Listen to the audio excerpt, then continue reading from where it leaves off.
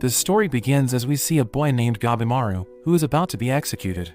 The executioner readies his sword, striking his neck repeatedly, but the sword ends up breaking, surprising the officials. He returns to his prison cell, where we learn that Gabimaru was trained as a shinobi since he was a child, and has developed a superhuman body because of his training. A woman named Sagiri documents the event, noting that breaking a blade with his flesh is a simple task for a shinobi like him, and Gabimaru confirms this, saying someone with such terrible swordsmanship can't hurt him.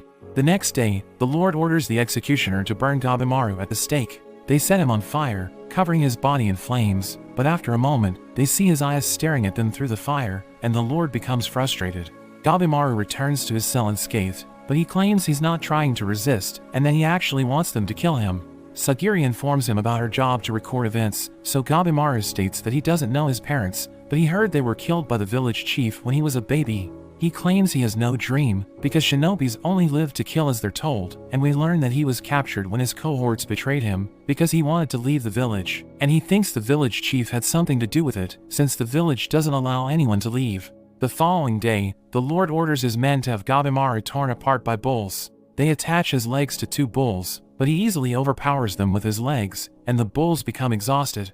Sagiri goes to him, saying he appears to be resisting the execution, and asking him why he wanted to leave the village. Gabimaru claims he was the best in his village, receiving the chief's recognition, and he even married his daughter. However, he says he got fed up with his wife's naive behavior, so he told the chief that he wanted to leave the village, which is how he ended up in this situation. That evening, one of the observers warns Sagiri about Gabimaru, saying he's a hollow man who killed 20 people before he was arrested. But Sagiri wonders why a hollow man would fight so hard to the point he killed 20 men. In his prison cell, we learn that Gabimaru has actually been resisting the executions, but he decides to end it all tomorrow. During his next execution, he is boiled in hot oil, but he somehow survives it. He thinks he should have no lingering attachments, so he wonders why he can't die. The Lord is freaked out, just wanting things to be over with, but Sagiri informs him that arrangements have been made. They escort Gabimaru through a tunnel, and the Lord laughs, thinking Gabimaru is about to die. He is led to a room, where he sees Sagiri waiting for him. The Lord reveals that she is a sword tester and executioner from the Yamada clan, claiming she will be able to behead him with a single blow. Gabimaru imagines her cutting his head off, as he realizes she is the real deal. He breaks his restraints, and Sagiri tries to take him out, but he dodges the attack. Gabimaru is shocked to learn his neck has been cut, and Sagiri continues to attack him as he evades. Sagiri says she can tell that he lied about his wife, and that he actually loves her, which is why he won't let himself be killed. Gabimaru realizes this as well, thinking back to how his time with his wife made him softer. He grabs onto a sword, using it to fight Sagiri, who asks him why he has been lying to himself. He says she knows nothing about the world he lives in, claiming he is hollow. In a flashback, his wife tells him he's not hollow, as she hugs him, calling him a kind person since he is the only one who wasn't repulsed by her face. We learn that in their village, men are treated as soldiers while women are just there to bear children. The village chief wanted his daughter to remember this, so he burned her face to make her stop trying to live like an ordinary woman, but she tells him that people's hearts don't die so easily, as she kisses him. He wanted to stop being a shinobi, and live a quiet life with his wife, so he tells the chief about this, which is the real reason why he got betrayed. Back in the present, Gabimaru fights on, gaining momentum as Sagiri struggles to block his attacks. He claims he can never live like a human no matter how hard he tries, but Sagiri tells him he can, showing him a pardon that would dismiss all his crimes, and grant him the Shogun's protection, but under the condition that he goes to the underworld. This makes Gabimaru confused, so Sagiri tells him about a beautiful land called Shinsenkyo, which has recently been discovered. It is said that the immortality granting elixir of life can be found on that land, so the Shogun sent a search party to find the elixir, but one evening, a boat returned full of flowers. But when further examined, there is a body among the flowers. The Shogun learns about this, so he orders his men to gather criminals, seeing them as expendable, to send them to the island to bring back the elixir of life, and pardon them if they are successful. Sagiri reveals she is there to look for potential candidates, seeing Gabimaru as a good fit. She tells Gabimaru his wife is waiting for him in the village, and the only way for him to reunite with her is to join the expedition. The Lord still wants Gabimaru dead, ordering his men to attack, but Gabimaru uses his ninjutsu, unleashing fire from his body, allowing him to defeat all the guards in the room. The Lord falls to his knees, as Gabimaru agrees to join the expedition, determined to make it back alive. In a flashback, Sagiri witnesses her father performing an execution, which was so perfectly carried out that the man didn't even realize he'd been beheaded. Sagiri made it her goal to replicate his move, and when it came time for her to perform executions, she managed to do it well, but she imagines the people she killed haunting her. A man named Aizen observes that there is doubt and fear in her swordsmanship, which makes people die painful deaths. He tells Sagiri to look at the reflection on her sword, as he states that the truth is reflected in the blade. Back in the present, Sagiri puts a blindfold on Gabimaru, and she makes him join the other criminals, as they are informed the Shogun is sitting before them. They are all given orders to travel to Shinsenkyo and return with the elixir of life, saying the successful criminal will be pardoned. This makes the atmosphere change, as the criminals realize they can earn their freedom.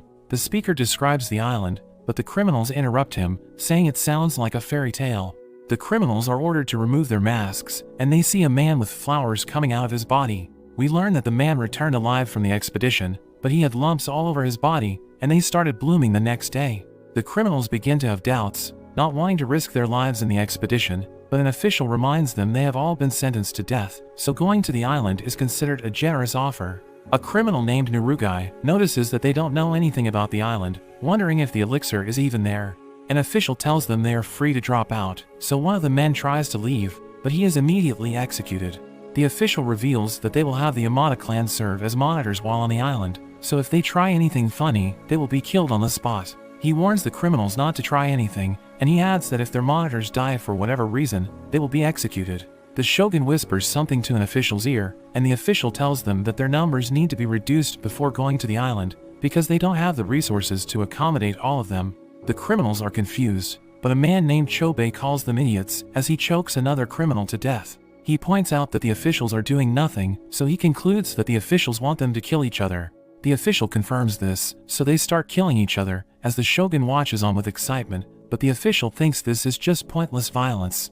The Shogun asks about the criminals with the most exceptional skills, and the official tells him about them, saying the most notable among them is Gabimaru. They observe Gabimaru, but he doesn't appear to be moving, as no one is even attacking him. Aizen notices how the violence is making Sagiri overwhelmed, telling her it will be even more brutal on the island, so he questions her capabilities, thinking she isn't suited for the job. Aizen tells her she should just live quietly in her mansion, and Sagiri tells him that she would have if she could. In a flashback, we see Sagiri running away from some bullies, as they make fun of her family for making a living through people's deaths. One day, she picks up a sword, and she sees the reflection on the sword, allowing her to see the spirits haunting it. Back in the present, some of the criminals think about escaping, so they charge at Sagiri, seeing her as an easy target. Aizen wonders if she can handle them, but Sagiri has accepted her fate as an executioner, and she easily takes them all out, but she starts to feel haunted by her victims again.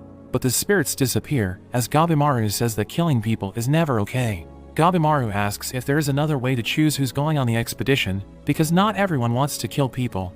An official threatens him, telling him to watch his tongue, as he orders a criminal to attack him. The man lifts a stone and throws it at him, but Gabimaru easily dodges it. Gabimaru wants to talk it out, but the criminal refuses, leaving him with no choice but to kill the man, because he needs to survive. He approaches the man, saying he's about to be burdened, as he starts taking out the other criminals with such brutality that even the Shogun is unsettled. Sagiri looks at his reflection through her sword, and she sees countless souls around him, but they don't seem to disturb him. This makes Sagiri realize that what she needs is not to get rid of her fear and doubt, but the strength to take on the burdens of the lives she took. The officials stop them, telling them they will be joining the expedition, and we learn that the 10 criminals who will be joining the expedition are the same criminals who have exceptional skills. They all board a ship, and we see the island as they slowly arrive. Gabimaru remembers when the village chief was pierced by multiple weapons, but he didn't fall, proving his immortality, and it was apparently due to a medicine he acquired from a land across the sea. They arrive at Shinsenkyo, where Gabimaru tells Sagiri that the elixir of life is real, but he isn't sure if they will find it on this island. They explore the island, as Sagiri comments on how beautiful the place is, but Gabimaru thinks it's creepy, saying they don't know what's out there. He breaks his restraints, and Sagiri tells him that he's not allowed to do that, but Gabimaru tells her to let it slide, explaining how they only have a strange drawing as a clue, and their food is only good for 3 days. However, Sagiri threatens to kill him, telling him to bind his hands, as she explains she is not his friend, and her role is as executioner, so he reluctantly complies. As he lets Sagiri tie his hands, he suddenly gets hit by a giant steel ball, blowing him away. The ball returns to a criminal named Kyan, who thinks he just got rid of his target, but Gabimaru gets back up, cracking his neck as he admits that it got dislocated. Sagiri explains Kyan is a warrior monk who steals the weapons of the warriors he has killed, but Gabimaru points out that Kyan's hands aren't restrained, so Sagiri asks Kyan's executioner, Kisho, about this. Kisho says they can just tie their hands on the way back, telling Sagiri she's the lowest ranked executioner because she's too rigid. Kyan displays his other weapons, wanting to test them out on Gabimaru. Gabimaru doesn't want to waste time fighting, saying that the others will get ahead of them, but Kyan says that since they have no leads, he is better off taking out the other criminals and then taking his time to look for the elixir, so Gabimaru realizes he has no choice but to fight. Kyan charges at him, but Sagiri asks him to bind his hands. Kyan smashes his head, but the mace shatters, so he brings out other weapons to attack Gabimaru, who continues to tie his hands while he endures the blows, breaking Kyan's weapons. Kyan thrusts his spear at Gabimaru, who has just finished tying his hands. Gabimaru breaks the spear, launching Kyan into the air, and as his weapons fall toward Gabimaru, Gabimaru kicks one of the spears at Kyan, stabbing him in the chest. Sagiri thinks Gabimaru won with a single attack, but Kyan gets back up, saying they're just getting started, but he easily gets defeated by Gabimaru, who uses his own weapons against him. Gabimaru wants to continue their quest, as Kisho beheads Kyan, and he heads back to the ship. Gabimaru wonders if he wants to fight, but Kisho says he is just doing his job and doesn't take any sides, even considering himself lucky for getting out so quickly, reminding Sagiri she will be spending time with a dangerous criminal. Kisho tells them about how the other criminals are breaking the rules, and he predicts they will continue to kill each other until there is only one left standing. We see Aizen tying their boat to a tree, when his criminal Rokuroda gets hungry and suddenly attacks him. He tries to defend himself, but his sword is shattered, and he ends up being eaten by Rokuroda.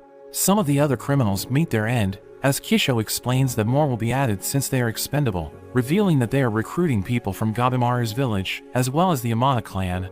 As he leaves, Kisho warns Sagiri not to let her guard down, and she starts to wonder about Gabimaru's true character. At that moment, Gabimaru suddenly attacks her, but she manages to push him back. Gabimaru recalls when the chief killed his parents, it was because they wanted to leave the village. The chief taught Gabimaru that emotions make a person weak, and he won't be able to protect anything unless he is strong.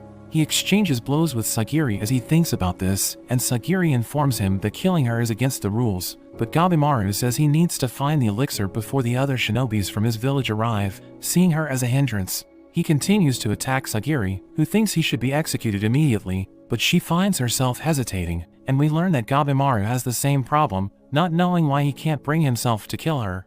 Gabimaru remembers how his wife told him to follow his emotions, and we learn that he has been experiencing emotions since he met his wife, which got in the way during his missions. Gabimaru sees an opening, but he stops as he is about to deal the finishing blow, so he gets pushed back. He sees this as a weakness, thinking he won't be able to survive, so he continues his assault, as he thinks about the chief's advice, making him hollow again. He breaks Sagiri's sword, and he is about to cut her down, but she uses her sheath to defend herself. Gabimaru eventually comes out on top, ready to deal the finishing blow, but he struggles to finish her off, admitting he still has emotions left, and he starts crying, thinking he has become weak. Sagiri tells him it's not weakness, but the seed of strength, as she believes that not fleeing from his emotions is strength. She decides to overlook his behavior, wanting to see him face his emotions and reclaim his life, as she tells him he is no longer his old self. Meanwhile, the criminal Tamiya realizes his hand has been stung by a butterfly, and he recalls what happened to the man who returned from the expedition, so he quickly slices his hand off and kills the insect.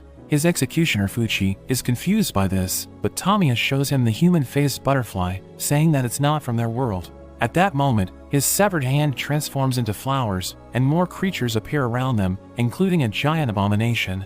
Meanwhile, Gabimaru and Sagiri are also surrounded, with a fish monster standing before them, so he tells her to stand back, preparing to take it on. In a flashback, we learn that Tamiya was an extremely skilled swordsman, and he agreed to become the officer of a certain lord. One day, he has a drink with his lord, but he hears a comment which makes him upset, so he ended up destroying the mansion's gate and killing his lord, which made an entire clan hunt him down, resulting in his arrest.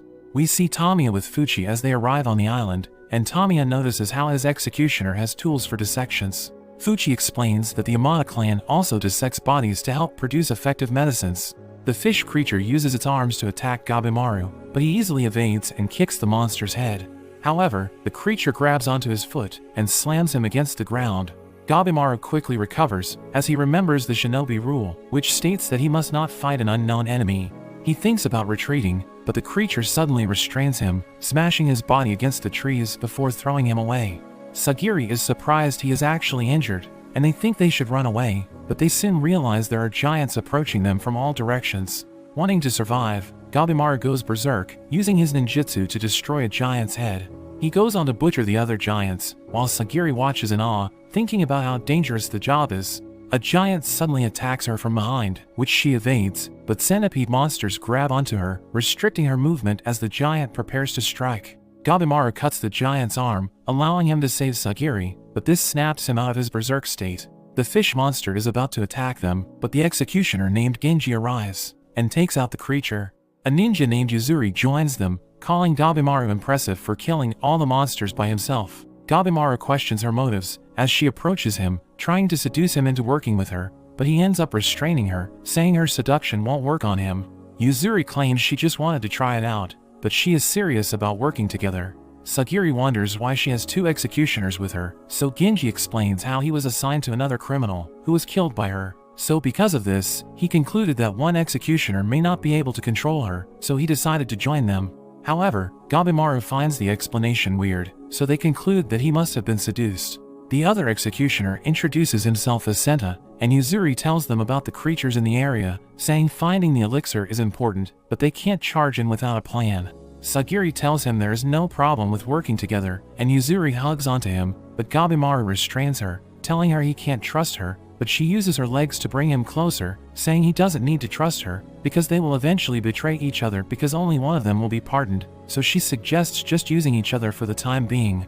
Gabimaru backs off, as he wonders how she can help him, and Yuzuri reveals she has plenty of information, telling them that the real danger on the island is the human-faced butterfly, which has hallucinogens and poison. She reveals how she got the information, saying she tested the bugs out on another criminal, who she ended up killing. Senta tells them about the items the monsters are wearing, mentioning that they have Buddhist designs, which he finds strange. Yuzuri tells them there is still much they don't know, so they should work together to learn more. Gabimaru says he wants information, but he only agrees to fight together, not wanting to cooperate with her fully. Sagiri watches them as they interact, thinking about what she has done since arriving on the island, but she suddenly collapses. In a flashback, we see a man named Toma, who is about to become an executioner, and Aizen tells him he should take the final step by killing a criminal, thinking about which execution would be suitable. Toma says he has a request, and he goes to his brother Chobei, telling him he knows how to make the magistrate's men stop pursuing them.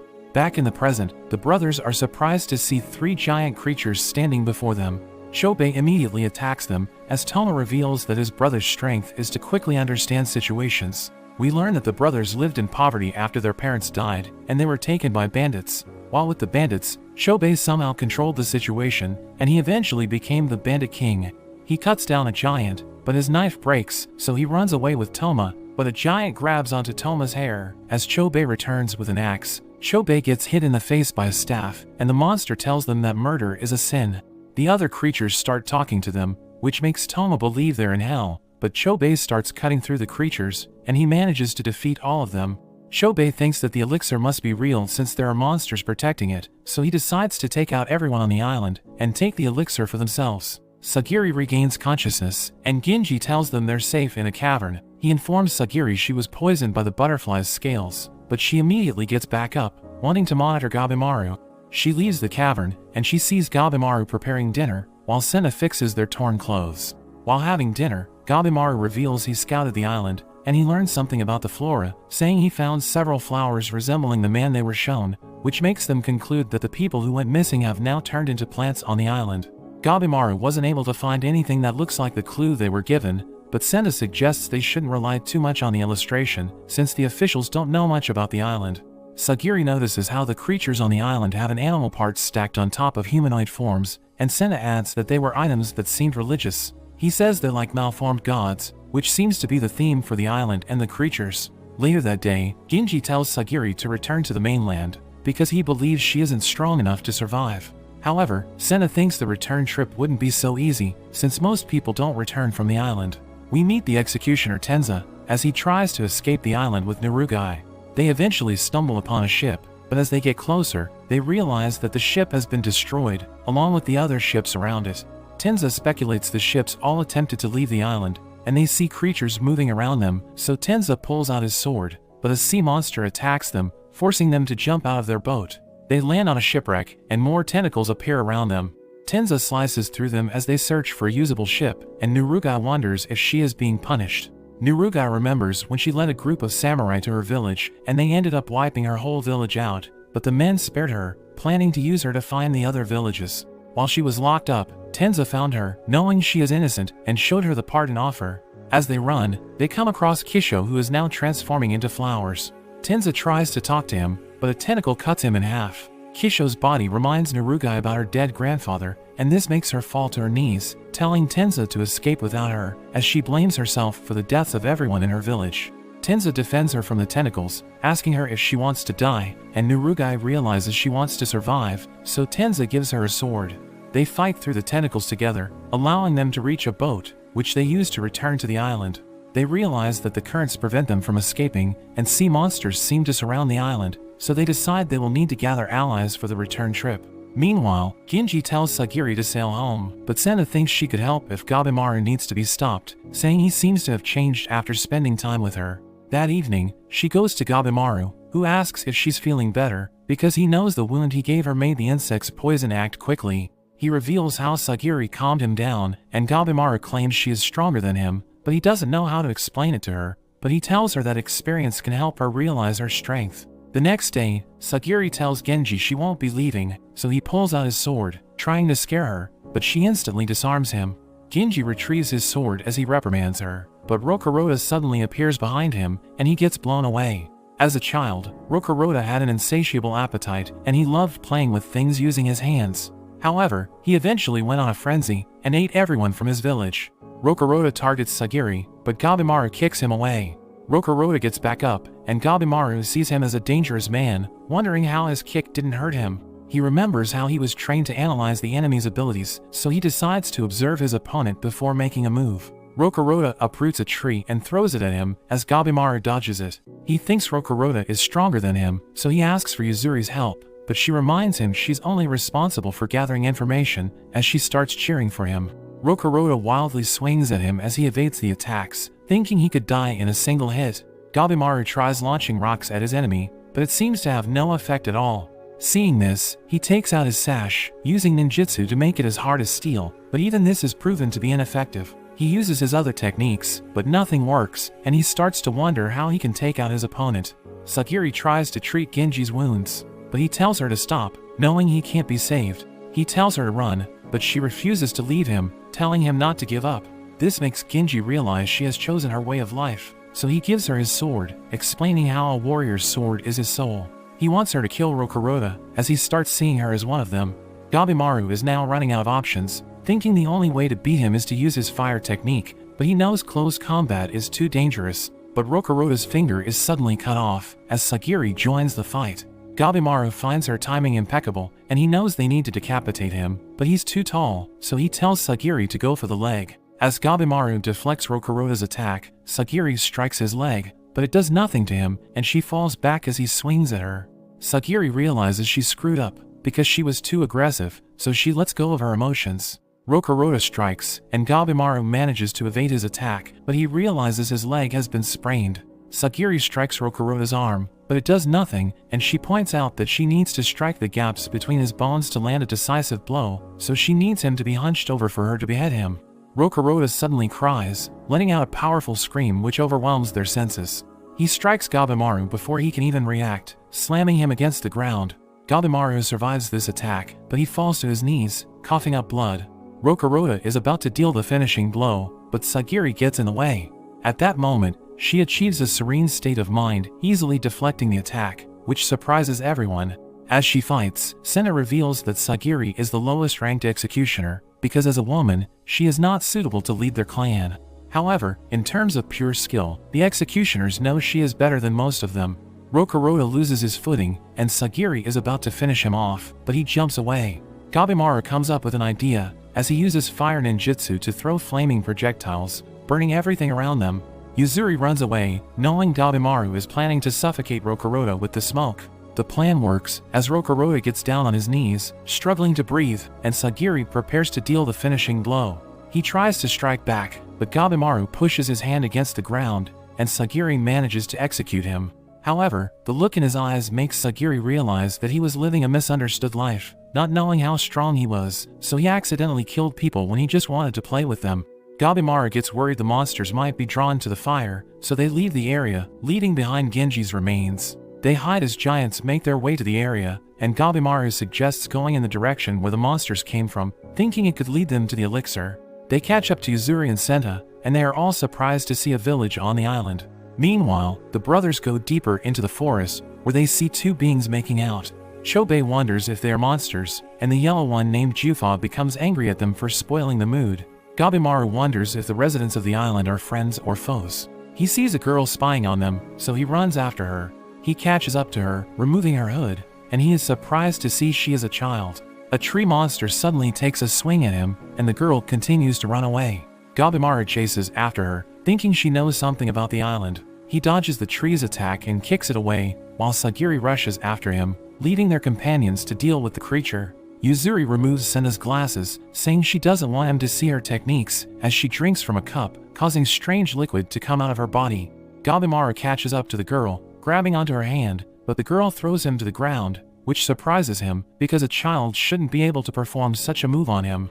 Sagiri runs after the girl, telling her they just want to talk, and this causes her to stop, letting Sagiri catch up to her. The girl suddenly tries to punch her, but Gabimaru blocks the attack. He notes that the girl's strength is on another level, as the blow causes him to take a few steps back. Gabimaru tells her he's in a desperate situation, as he grabs onto some vines, wrapping them around the girl and suspending her in midair. The girl starts crying, so they release her, and Sagiri calms her down. Yuzuri joins them, telling them she worked hard to defeat the creature. They gather around to discuss what to do next, when the tree creature tells them to return the girl, as it offers to take them to the village and tell them about the elixir. Yuzuri doesn't trust the creature, but it mentions they have a bath in their village, which instantly makes her change her mind. The creature takes them to the village, which looks like a ghost town, and it tells them it wasn't like this 1,000 years ago. It takes them to its house, where Yuzuri takes a bath with Sagiri, while the monster gives the men some food. Gabimaru is suspicious, asking the monster about the island and the elixir. They gather around the food, as the creature reveals that the island is called Kotaku, and it's an island where gods reside. The monster confirms that the elixir exists, telling them about the legend where it is known as Tan. Gabimaru asks about its location, so the monster draws 3 circles on the floor, saying they are now in the second circle, and the elixir is somewhere at the center of the island, which is known as Horai. Gabimaru asks for proof that the elixir exists, and the creature tells them they won't doubt his story once they meet the Tensen, which are beautiful and immortal creatures. We see Chobei after he has cut Jufa in half, but the body regenerates, and he is as good as new. The tree claims that the Tensen are completely on another level, explaining it has no reason to lie, because they are all going to end up killed by the Tensen. The brothers are defeated by Jufa, and they are thrown into a pit, which is filled with humans that have transformed into flowers. Toma helps his brother as he regains consciousness, and the tree reveals how the lives of those transformed into flowers become the source of Tan, and the people feel eternal bliss. It introduces itself as Hako, and the girl is Mei, and reveals they have been living on the island for centuries. After that, Gabimaru and Sagiri go to the bathroom, where they run into Mei. She cries at first, but Gabimaru says everyone just shares the bath in his village. Sagiri notices a huge scar on Mei's body, and Gabimaru remembers how his wife told him about the importance of getting proper rest, as she helped him take a bath. He tells Mei not to be ashamed of her scars, because the most beautiful woman he knows has a large scar, saying appearances don't matter, and Sagiri is surprised hearing this. As they walk away, Gabimaru remembers his priorities, thinking he doesn't have time to sit around chatting. In a flashback, we see that Tenza was raised in the slums, and his parents never fed him well, so he had no choice but to steal from other people to survive. One day, he bumps into a group of swordsmen who look down at him, so he ends up beating them up, but they are saved when an executioner named Shion interferes. Back in the present, Tenza walks around the shore with Narugai, when a Tensen named Zujin suddenly approaches them. It transforms into a man, and asks them about all the dead monsters, wondering if they are the ones responsible. They try to run away, but Zujin immediately catches up to them, blasting Tenza away with a pulse of energy. Narugai quickly backs away, making her way to the downed Tenza. As Zujin walks to her, Tenza suddenly slashes his eyes, but it instantly regenerates. Tenza tells Narugai they're going to escape as he unleashes a combo, slicing Zujin into pieces before giving the signal to run. As they run, Zujin blocks their path as he regenerates, but Shion suddenly throws his sword at Zujin, giving the duo time to escape. We learn that although Shion is blind, he can see through his other senses. They are able to get away, and we learn that Shion is Tenza's master. Shion says he was about to go home, but he couldn't find a current that leads out of the island. He says he eventually found a current that leads out, but he sensed a presence like nothing he had ever experienced before. Knowing there is only so much he can do alone, he decided to look for allies on the island, but he asks Tenza why he is helping Narugai, as he reveals how he executed the criminal that tried to seduce him. Tenza says Narugai is innocent, reminding Shion how he took him in as he vouches for the girl. Shion decides to listen to him, and he decides to take them to the current that he found, but Zujin suddenly appears behind the duo. Shion dashes to save them, but his neck starts bleeding. Tenza tries to attack Zujin, unleashing a powerful flurry of slashes, but Zujin easily dodges it and counters with a flick of his finger, creating 4 holes in Tenza's body. We see Tenza and Shion in another flashback, as Shion reveals how he likes to help people during his spare time, seeing potential in Tenza. He teaches Tenza how to wield a sword, telling him his sword skills will help him protect someone he cares about. Tenza thinks he has no potential, and he decides to quit, but Shion tells him he can only quit once he lands a hit on him. As he leaves the dojo, Tenza encounters Aizen, who wants to have a walk with him. Aizen takes him to the cemetery, where he shows Tenza the grave of Shion's former junior named Teshin. He lacked motivation like Tenza, and decided to leave the dojo, but he lived a life of crime because he struggled to feed himself, and in the end, Shion had to execute him, but this made him even more passionate about helping others and becoming a mentor. Aizen tells Tenza to land the blow on Shion, so he asks Shion to spar with him, and even though he keeps on losing, he refuses to give up. He eventually hits Shion, but he has already changed his mind, wanting to stay at the dojo with his master. Tenza knows he is about to die, but he has finally found something he wants to protect, so he gets back up and starts pounding Zujin with his fists. He tries to do everything he can to help his companions escape, but Zujin unleashes another energy blast, blowing a hole in his stomach. He tries to tell his companions to escape, but he can't because his throat has been damaged. Shion seems to understand what he's saying, and he runs away with Narugai. Tenza continues to attack Zujin, and he fights to his last breath, giving the others time to escape. They mourn the death of Tenza, and Shion swears he will get revenge for him. Back at the village, Sena can't seem to make sense of the information they've gathered so far, and Sagiri tells him to take a break, but he refuses. That evening, Gabimaru remembers how it would be dangerous to act without a plan, because there are still too many mysteries they need to solve. But while Sena sleeps during his watch duty, Gabimaru leaves, trying to reach Horai. He eventually stops as he hears weird voices, and he reaches an area full of strange trees, which appear to be praying. He goes in the direction they are facing, and he finds a giant door, which he thinks could lead to the elixir. But before he can open it, Zujin appears behind him, telling him to leave. He asks Zujin if he can turn humans into elixirs, and Zujin suddenly dashes to attack him, but Gabimaru swiftly responds, breaking his arm. He follows up with a powerful kick, breaking Zujin's neck, but it quickly snaps back into place. Gabimaru dodges Zujin's attacks, and counters with a spinning kick, using his fire technique to light his head on fire. The fire consumes Zujin's body, and Gabimaru thinks he has secured victory, but Zujin suddenly punches him, sending him crashing against the wall. Gabimaru survives the attack, and they continue their battle, as he assesses the situation, wondering how he can defeat the Tensen. He manages to land a kick, but it gives him a strange feeling, as Zujin coughs up blood, and he wonders why the attack was successful. Zujin changes to his female form, and he starts attacking with a barrage of energy blasts. Gabimaru is brought to his knees, but he is determined to succeed in his mission no matter what, so he tanks the blows as he dashes forward, allowing him to close the distance. They exchange blows, with neither of them backing down, as Gabimaru plans to destroy Zujin faster than he can heal, and he actually manages to overpower the Tensen, tearing his body apart. Zujin smiles as his body suddenly transforms into a giant flower monster, which uses a lightning spell, destroying the area around it. Gabimaru survives, and he tries to fight back, but he is no match for Zujin's lightning, and his body reaches its limit. The monster continues its assault, and he wakes up in a room with his wife, thinking he was just having a nightmare, but he realizes he is hallucinating since he is about to die. The monster grabs onto him as it proceeds to squeeze him to death, but he remembers how he was trained to inflict as much damage as possible before dying, so he unleashes fire from his body, burning the monster's arm, before he falls to the ground. Zujin prepares to deal the finishing blow, but Mei appears and protects him with a shield, helping him escape. The next morning, the group searches for Gabimaru and Mei. Hako reveals that there are 7 Tensons, and we see them gathered in one location as they discuss how fierce the humans are. Jufa blames Zujin for failing to take down the humans, blasting his head off as he comments on Zujin's ugly appearance, seeing how he's been using too much Tao, and mocks him for using his transformation against a human. The ruler of Kotaku, Rien, stops Jufa, telling him they are a family, and he's the only one who can punish Zujin. Jufa reports how he threw the 2 brothers into the pit, thinking they should have already turned into flowers, but Rien thinks that the humans are different from the ones they have dealt with before, and we see that the brothers were able to escape from the pit. Zujin claims he was able to kill Gabimaru, and they all share a drink, which helps Zujin recover his human form. According to legend, there was a hermit who mastered their art and became a god split into 7 parts, which are now known as the Tensons. Hako tells this story to everyone, saying he learned it back when he was a child, as he claims he once looked human.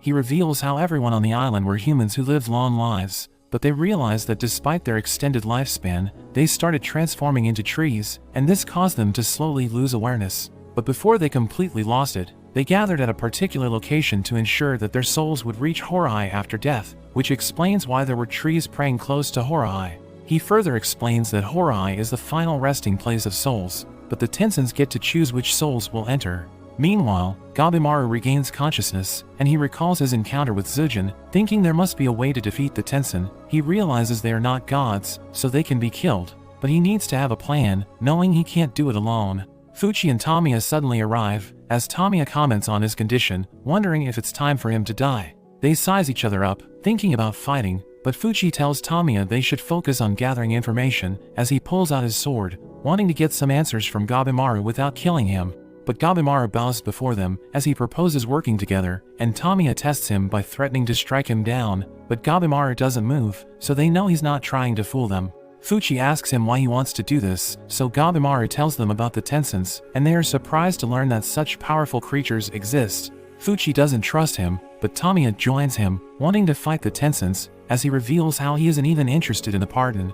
We learn that Tamiya wants his name to go down in history by defeating the Tensons, while Fuchi wants to dissect their remains. They decide to work together, and Gabimaru is about to give them more information when Mei wakes up. Gabimaru is surprised to see that Mei has grown up in such a short period.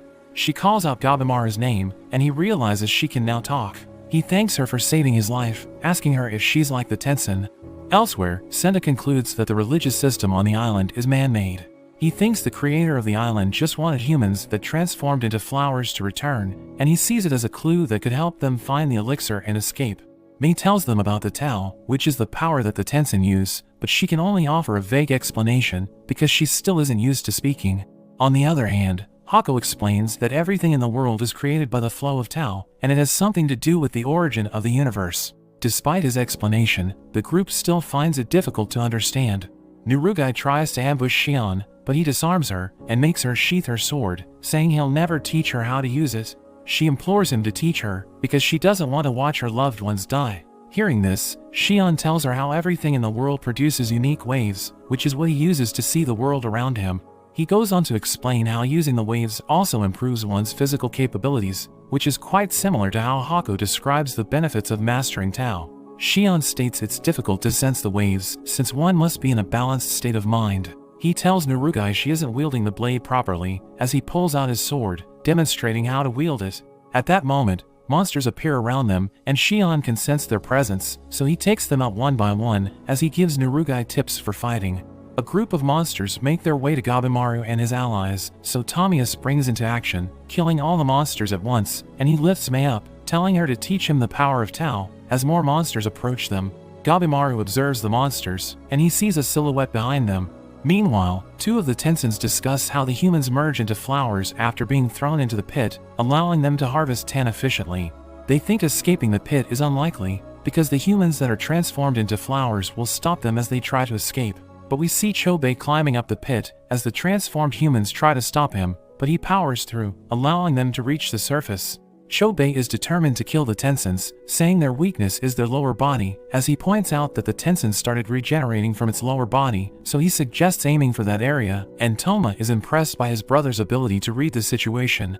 A monster suddenly appears, and it seems willing to talk, saying it received orders from the Tensen to investigate. He introduces himself as a doshi, saying his colleagues are scouting the other humans on the island. He explains how doshis are the right hand of the Tensen because they are capable of reason.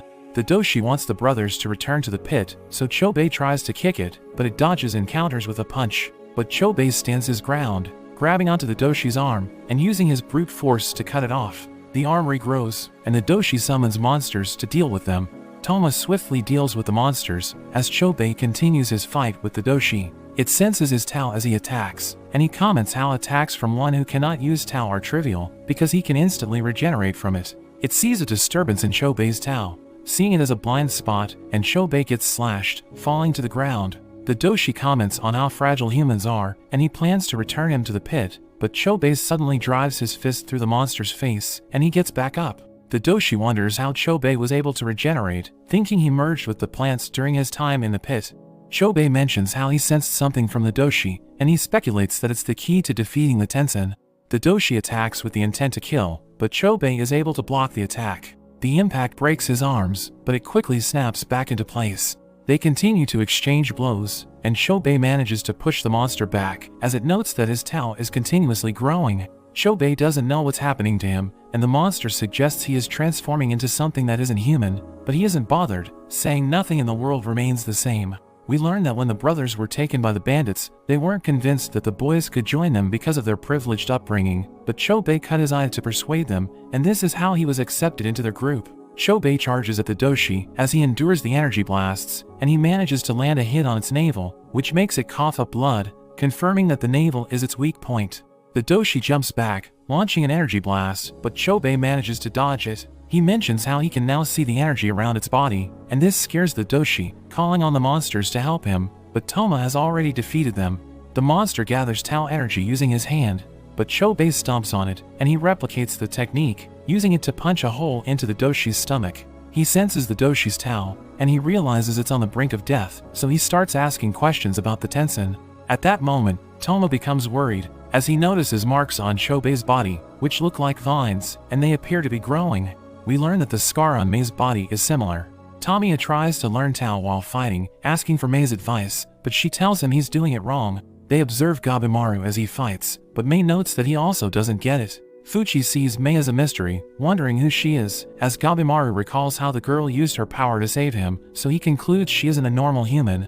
The doshi leading the pack recognizes Mei, so he attacks Tamiya, who manages to block, but he isn't able to stop the monster from taking Mei. The doshi says he has been looking for her, revealing how she was banished from the palace, and she disappeared from Horai.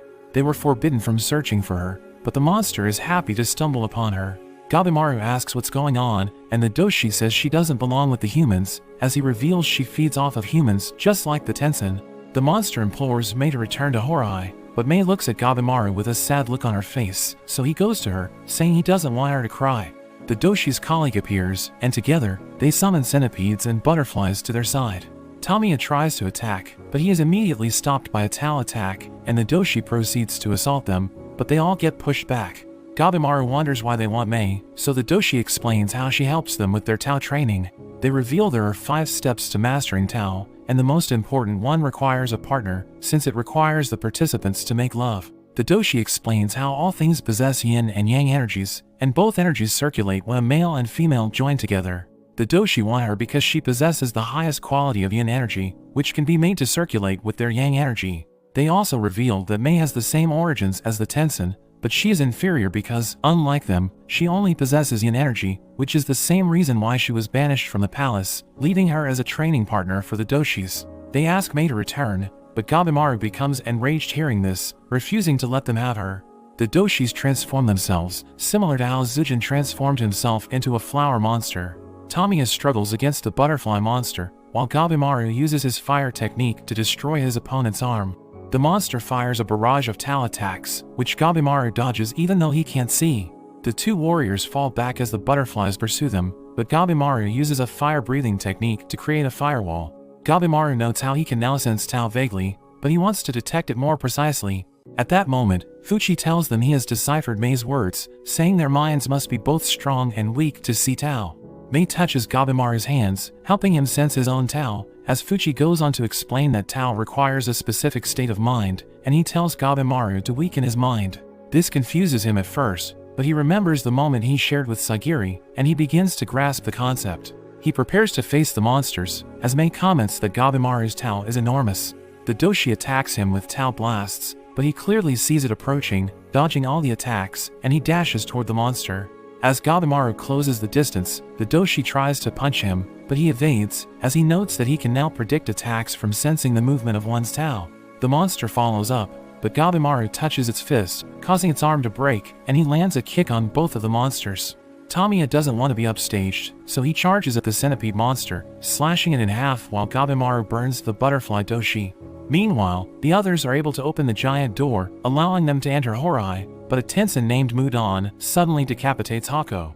The Tenzin tells them they are the first humans to reach that place, and Yuzuri becomes scared, so she starts running away, but Mudan instantly grabs onto her, saying he just wants to talk. Hako tells them Mudan is a Tenzin, and he reveals he has accelerated Hako's transformation so he will soon lose his awareness. Hako wants his soul to be invited into Horai, but Mudan tells him their religion was a lie invented to maintain order on the island. He adds that the island is a place for conducting human experiments, as he shows them the Kyoshi, which are creatures he made using humans. Mudan says there is no elixir on the island, and he reveals that if a human consumes tan, they will turn into a tree, just like Hako and the other villagers. He tells them their journey has come to an end, telling them to go with him, but Yuzuri uses her substitution jutsu, attacking him from behind and cutting off his head. They proceed to run away, thinking the threat has been dealt with, but he quickly regenerates, ordering the Kyoshi to attack Yuzuri, who manages to evade. We learn that Yuzuri knows something similar to Tao, which is known as Chi, but she still hasn't mastered it. Mudan invites her to be his Tao training partner, as he uses a Tao attack to blast Sagiri away. As he explains his technique to Yuzuri, Senna cuts him up, and Yuzuri drinks a certain liquid, causing fluids to come out of her body. She reveals that her ninjutsu allows her to secrete the liquids that she swallows, which happens to be snake poison. She uses her ability to bind Mudan, using the poison to burn his skin, before slicing him into pieces. But Mudan regenerates, and he comments on her abilities, seeing it as an application of Tao, but he says she still has room for improvement. Senta and Yuzuri strike at him, but he casually dodges their attacks, before grabbing onto Yuzuri's leg and pushing Senta back. Hako tells Sagiri about the Tenzin's weakness, as Mudan lectures Yuzuri about Tao. But Sagiri suddenly interrupts them, forcing him to jump away. Mudan notes that Sagiri has an average amount of Tao, thinking she can't do anything, but she launches her sword at his navel and she cuts him open. We learn that the source of Tao is located at the navel, so it serves as the Tenzin's weakness. However, Mudan is unaffected, saying Sagiri hasn't mastered Tao, but Sagiri remains calm, and she suddenly exudes Tao energy as she launches a slash which scratches Mudan's face. The wound doesn't regenerate, and we learn that Sagiri has been able to sense Tao all along. Mudan prepares to strike Sagiri, but Yuzuri restrains him, and Sagiri prepares to cut him down. He blows Sagiri away, ordering the Kyoshi to deal with Yuzuri, but Senna makes quick work of them. Sagiri continues to pursue Mudan, but he keeps dodging, so her allies cut off his limbs, giving her an opening. However, Mudan takes to the skies, and he bombs them with Tao attacks. As Sagiri takes cover, she realizes her body is reaching its limit, but Yuzuri tells her not to give up, saying she can kill the Tenzin. Yuzuri wraps snake poison around Mudan's leg, but he bombs her with Tao attacks, which she endures, before slamming him into the ground. Mudan gets back up, but Senna stabs him from behind, restricting his movements, as Sagiri goes in for the kill. She slices through his navel, making him fall to the ground. Mudan is defeated, but Sagiri despairs, knowing the elixir doesn't exist. In a flashback, we learn that Senta never wanted to be an executioner, but his family forced him into it. He studied religion to rationalize killing people, which he was praised for, allowing him to rank up. But since meeting Yuzuri, he became jealous of how free she is, and he started to admire her. Back in the present, Gabimaru stands above the remains of the doshi, thinking he still needs to master the use of Tao. He asks Mei why she followed him, but blood suddenly oozes from his nose as he collapses. Yuzuri notices a number of strange flowers in their area. As she points them out, they suddenly attack her, but Senna shields her, and he starts dreaming about drawing paintings of Yuzuri as he enters eternal bliss. The attack instantly transforms him into flowers, and a huge flower monster appears before them, and Mudan is revealed to be still alive, and he undergoes his transformation. Mudan attacks them with his flowers, but Shion arrives and saves them just in time. He tells Narugai to help them get away, while he prepares to fight against Mudan, recognizing him as a Tensen. He seems to have figured out Tao by sensing the waves of a creature, and he thinks he can kill Mudan by directly cutting his wave. Nurugai cuts the roots of the flowers, transforming Senta, and it seems to be able to slow his transformation. Sagiri wonders what they can do for him, and Yuzuri decides to try and heal him. Meanwhile, Shion fights against Mudan, and he even manages to knock him back. Yuzuri is surprised he is so strong, and Sagiri can see that Mudan isn't able to heal from Shion's attacks. But Shion took some damage in the exchange, and flowers start to grow on his body. He instantly cuts all of the flowers off, but Sagiri thinks he is losing too much blood. Sagiri wants to help him, so Nurugai suggests they all attack together, but Yuzuri claims she is all out of energy. Nurugai suddenly hugs her, and she hugs Sagiri as well, and they wonder what she is doing. Nurugai says she used to do it to her grandfather to energize him, and she tried it on Shion as well, which seemed to help him recover. Sagiri thinks it has something to do with Tao, but they quickly go to help Shion. Sagiri tells him about the weak point in the navel, but Shion notes that Mudan has 2 navels, and just being scratched by his attack would be fatal. Sagiri reveals they covered themselves in Yuzuri's mucus, which should be able to prevent scratches and stop flowers from growing, so they plan to act as decoys for him. Mudan appears behind Nurugai, and Sagiri protects her, cutting down Mudan's vines. Shion is impressed at her ability to sense waves, and she is able to use it to predict the attacks. Shion prepares to attack, but Mudan starts blasting him with energy attacks. Sagiri and Nurugai cut down some of his vines, and Shion takes the chance to cut one of Mudan's legs. Mudan's regeneration becomes slower, and Sagiri thinks they could actually win, but she is reaching her limits. Mudan gets back up, unleashing his energy at all of them, but Shion continues to charge forward, remembering how he was forced to let Tenza die. He refuses to run away again, and Sagiri and Nurugai manage to pin Mudan's hands. Shion gathers all his power into his blade, but as he is about to strike, he wonders if the navel is really its weakness, because he doesn't sense waves coming from that area. Time is running out, but Senta suddenly tells him the weakness is the center of the flower, because that's where all the nutrients in a flower are located, and Shion slashes it, allowing him to defeat Mudan just in time.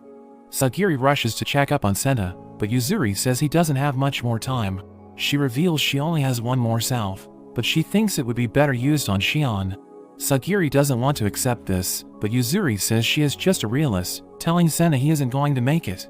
She tells him to be true to himself in his final moments, and Senta imagines being in the arms of the one he admired.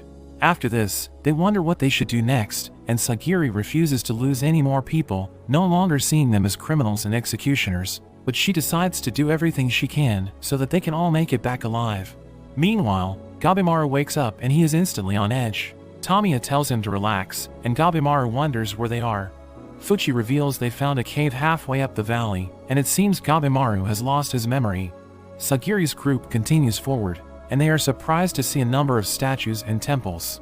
They decide to get some rest in one of the buildings, and Yuzuri finds them a change of clothes. Shion reviews the information that they have so far. He notes that Tao is a power that everyone possesses, and mastering it will allow a person to achieve superhuman abilities, but he says they have to be careful using it, because Tao is life itself, and if they use too much, it could cause physical or mental changes, or even affect memories and consciousness, and in the worst case, overuse will likely lead to death. Yuzuri wonders what they should do since the elixir of life doesn't exist, because the Shogun won't accept that, but Sagiri tells them how Gabimaru told her it exists, since his village chief was actually immortal. However, Yuzuri thinks that might have just been an illusion, because shinobi often use them to brainwash and control children when they are young, saying they did the same thing in her village. Yuzuri also finds the story about Gabimaru's wife strange, because shinobi are just pawns. She thinks his wife might not even exist, and she could have been another one of the chief's illusions used to motivate him. We see Gabimaru has completely lost his memory, only remembering that he is Gabimaru the Hollow, and he plays along with the other 3 to get information about where he is. Mei asks if he is okay, and he says he is fine, but she can sense a disturbance in his Tao. Sagiri keeps watch at night, and Shion joins her. She thinks about all the people they have lost, and she worries about Gabimaru. Shion wonders if she likes him, but Sagiri finds it all too sad that he is trying so hard to get back to his wife, but she might not even exist. Even though he's a killer, she doesn't think he is a bad person, so she hopes that he can be reunited with her. But that's where this video ends. I hope you enjoyed this video. Remember to like and subscribe to the channel. Thanks for watching, and I'll see you next time.